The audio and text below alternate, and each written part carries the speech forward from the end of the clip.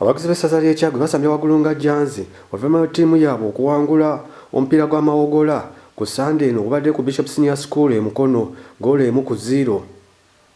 Bannakyaggwe omupiira guno gwe bawangudde gubatutte ku bbono 18 nga tebayiseewo ogenda ku kwota fayino.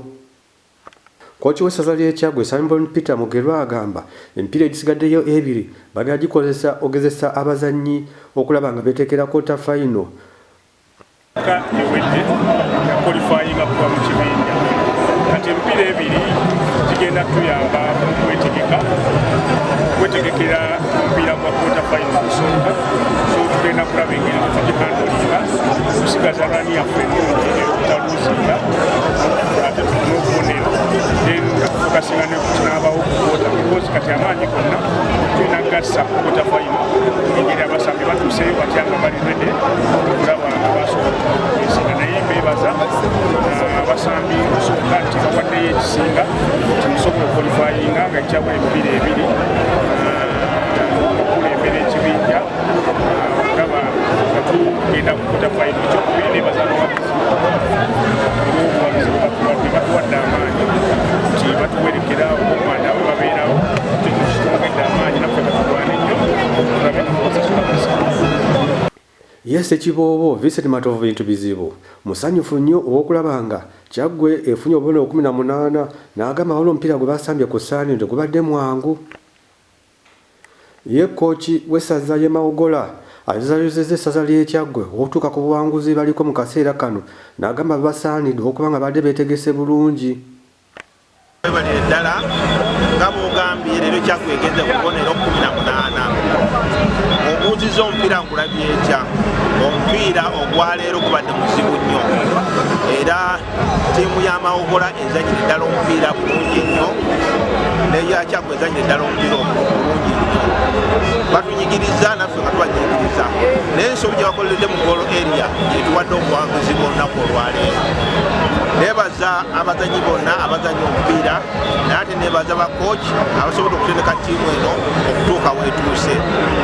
Tuyinza okuba nga kimeeza mu masaza gonna tuli waggulu ekitaba kyekyo tujja kuba kubiri ku kimeeza naye mwebale nnyo abawagizi mwebalire ddala kaakati omupiira guno nga guwedde tujja mupiira gwa Singo ogolo Sande ejja tujje mu bulungi tuwagire ate mbebaza abawagizi ba Kyaggwe okukuuma emirembe mu lunaku olwaleero.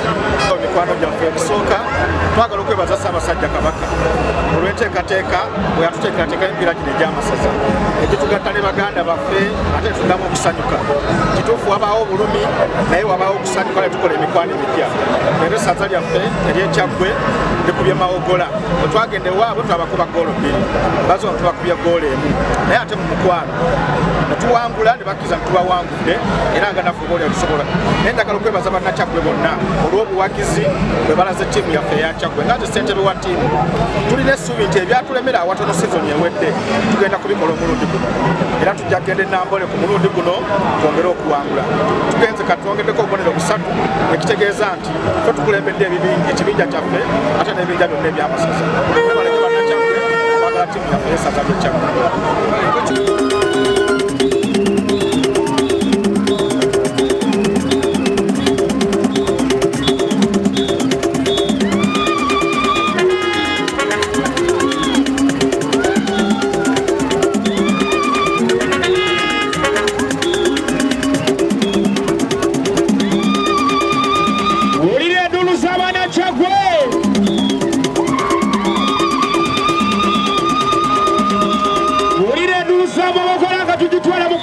Bishop Paul.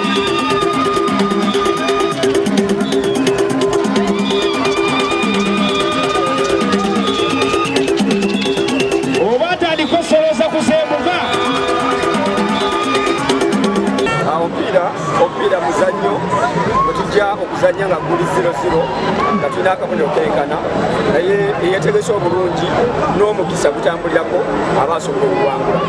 Nsaba sooka okwebaza bannakyaggwe mwenna abasobodde okuteekateeka omupiira gw'essaza n'okunyweza ttiimu yammwe, era okusinziira ku performance gye mwaleeta emawogola mulundi gwe mwajja ate mwongedde okutereeza kuba tubadde tuzze nga tumaliridde tubakubire wano ekyaggwe tubajjeko obonero 3 naye ekiganye ng'omupiira bigubeera.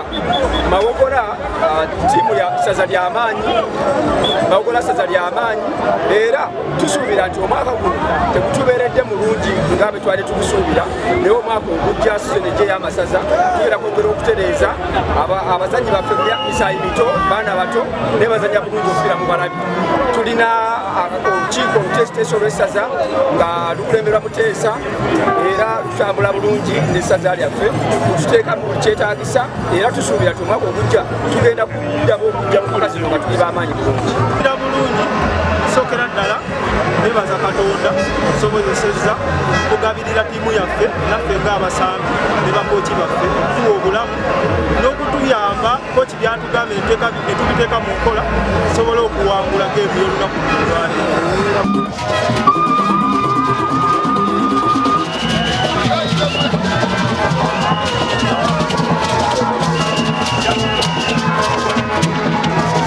Come on,